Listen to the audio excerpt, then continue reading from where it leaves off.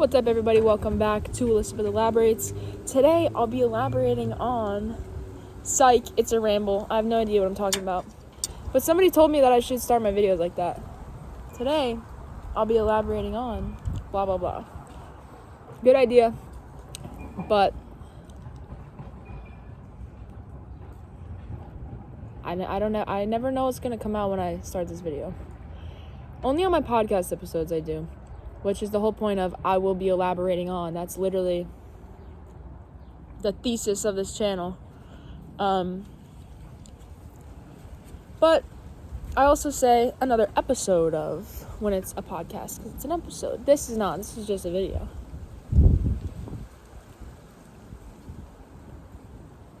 A very windy, chilly, false spring, pull your leg, fake spring video. Anyway, I got a little bit of a sunset. You don't in the background, but I do, so I'm enjoying that. I'm also enjoying my aromatic tobacco tonight, taking a break from the English, and I also have my dessert. I made brownies. I dried out this tobacco before I smoked it, which honestly, this is the second time in all of my smokes that I've remembered to dry out my tobacco. I have one really dry tobacco that's like too dry, and I'm a bit concerned about it, but I left this out for like probably not even enough time. Also, I compulsively tamp it, and I don't need to, and half the time I never actually tamp it. I just like eat. But anyway, be proud of me because I dried it out. But the point of me saying that was that I have no idea when I lay out an amount of tobacco. I have no idea what that looks like on, for me, a piece of paper. You guys have all your little trays and stuff with the buttons, and then you pour it. Okay, I don't have that. I have a paper. But you know what? Mutton Chop taught me a piece of paper is okay. And I stand by that. If Mutton Chop told me to do it, I'll do it. And not that he actually told me to do that, but he made a video like, I don't know, years ago. And that was what I watched at the beginning of my pipe journey, so I copy. Copy, rinse, repeat. But I've gotten better at like figuring out how to pack it and like what's the right amount and stuff, like of tampness, you know. Oh, this is like crooked. There we go, a little better. Yeah, so recent news. The car has not been touched. No updates on the vehicle situation. Called the mechanic today. He was like, oh, I'll call you back. Somebody else is handling it. And he never called me back. So I will call him tomorrow on my lunch break. And you know what I realized about work? I work a 40-hour week. But it's actually 45 hours with my lunch. So I'm at work 45 hours. And then if I'm commuting, it's 50 hours. So I'm like, I just went up 10 hours. Not in actual working time, but like time spent at work or getting to work. And that was kind of a revelation. That occurred to me on my lunch break while I was walking. Because people work a 9 to 5. And I'm like, how do people work a 9 to 5 and I work a 7:30 to 4:30? And sometimes it is 5. And I was like, this math is not mathing. I was like, this is not adding up. Lo and behold, it's 45 hours. Duh. I mean, I knew that. That's like stating the obvious. It's in front of me. But it just hit me in a new way.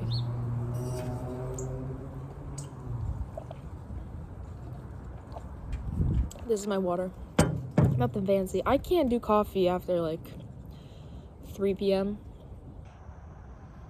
Guys, when you tell me I'm an old soul, I'm an old body. Like 8:45 p.m. rolls around and I'm like, that pillow is looking real good. And I get in bed,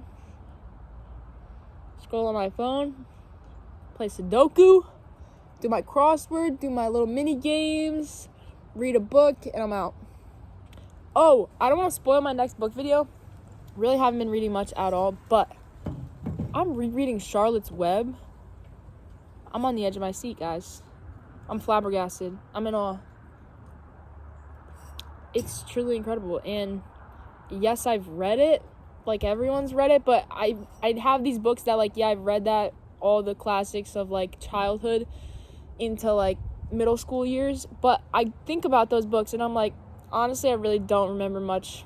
Don't know what was going on. I know the big plot points. Like, I know how Charlotte's Web ends.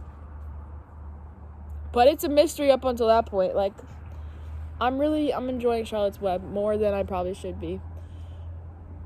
But I never feel that's true. Like, if you think about it, adults wrote children's books. So there's obviously a lot of good things and enjoyment that adults can get out of them. So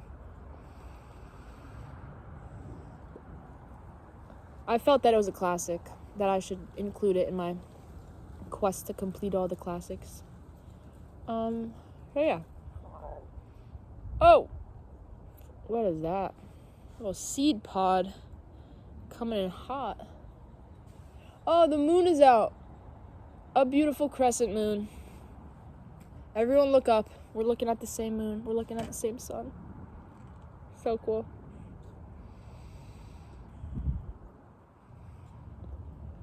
So yeah, honestly, it's a perfect night for a pipe right now. Oh, I gotta eat my... No one look as I take a bite of this. I like fudgy brownies. Okay. Are you guys? Let's all vote in the comments. Fight with each other. Let's start things up. Fudgy brownies or cakey brownies? But then, are you an edge person, like a corner slice, or a center slice person? Because I have really strong opinions about this, which I will not share.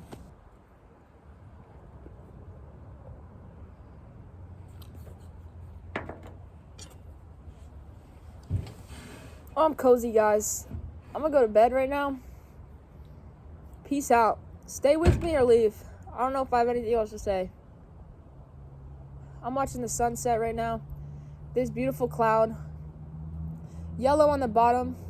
Some crepuscular rays shooting out. And there are 5, 6, 7, 8, 9, 10, 11, 12, 13, 14 turkey vultures. 15 turkey vultures. Soaring.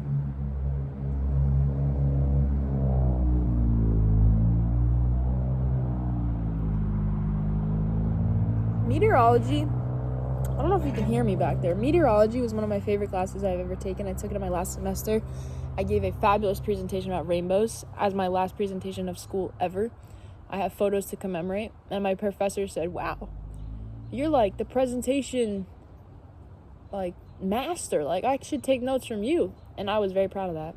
So, shout out Dr. Mike. I miss you. I'll probably text him after this, actually. See how he's doing. But crepuscular rays. I'm going to tell you a little fun fact about nature. Maybe I'll start including this in my videos. Crepuscular rays are the rays of sun that are shooting out of the sun when it's hitting colloids in the parcel of air. So, like, air is nothingness, right? There's like, oh, there's nothing here. It's just like air. There's temperature, there's wind, but you're not going to grab anything. However, air is composed of many molecules. So when the sun hits those, it reflects off of water or really small particles. And that's why you see the ray, because it's like sunlight is like that too. Like, you can't necessarily place it. You can't really grasp it. But when it interacts with something else, you're able to see that it exists, like gravity, like wind. So very cool. That's why rainbows happen. It's because sunlight hits a drop of water, like a molecule of water in the air column. And I think it's like a 44 degree angle or like 40 something degree angle. So the sun has to be behind you. The water molecules have to be in front of you. That's how you see a rainbow. And then basically because the light refracts, you get the whole spectrum of light. So like rosy biv, red to green, or red to green, red, orange, yellow, green, blue, indigo, violet. Boom, it refracts in a single drop of light. Of water. You see every color of light. It's like a prism. The drop of water is acting as a prism, expanding the light. So fascinating.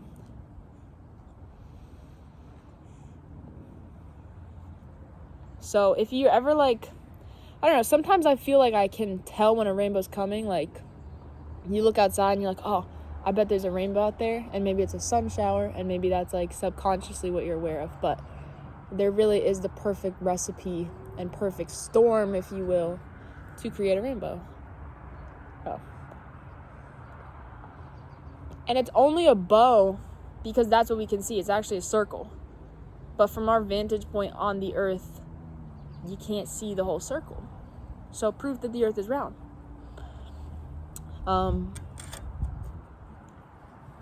Hey, that's all I gotta say. We opened up a whole new series right here. Nature fun facts with Lizzie.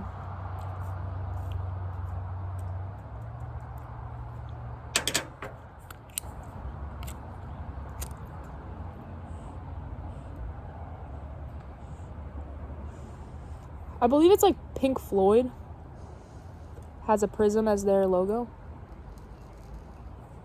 That triangle with the rainbow shooting out of it.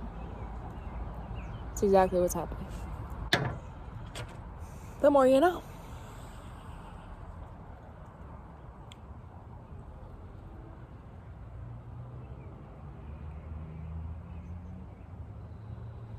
So anyway, that whole idea was precipitated by the fact that I can't remember what these clouds are called. And it made me think of my meteorology professor, because it was big to him that we knew what type of clouds we were talking about, and we all had to pick a favorite type of cloud.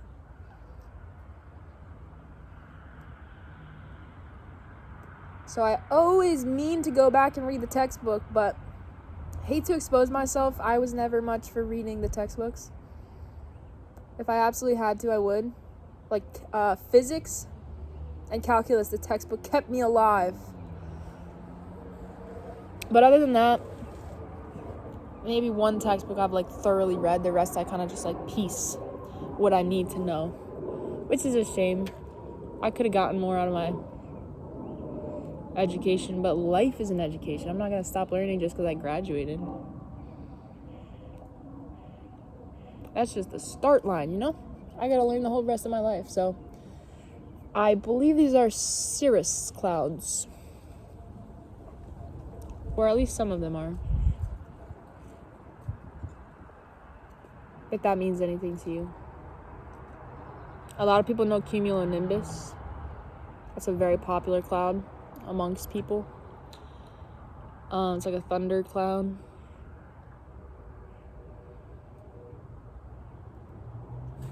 But anyway, I don't know what this is like. This is like cirrus, I guess. Could be anything. Depends how thick the smoke is. But smoke is not a cloud. Actually, wait, what is smoke?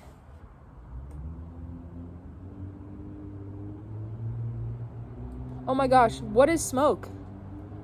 Because clouds are water vapor. Is this water vapor? It has to be.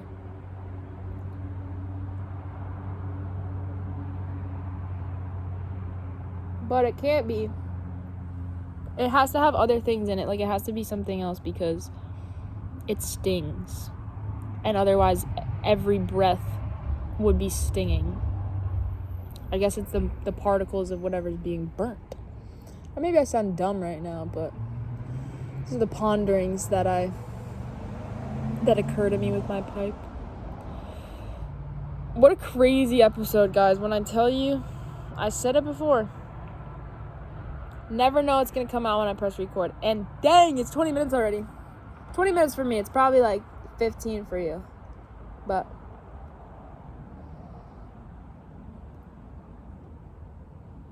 I had to wind up to it, you know? I'm trying to infect the world with a love of nature, with the same love that I have. And I think that's a sign of true passion about things, is that you want everyone you know and love to also care about those things. Did you guys hear that? Mallard? Wah. Guess the birds. Okay, I'm gonna give you bird calls. Ready? Conklery. Conklery. I'm not gonna tell you. You better Google it. A lot of birds, their calls are their names. Chickadee-dee-dee-dee-dee. Whippoorwills. What was the one that I was... Oh, killdeer. Killdeers. I don't know, I think that's fun. I think that's called, like, mnemonics or something. I forget.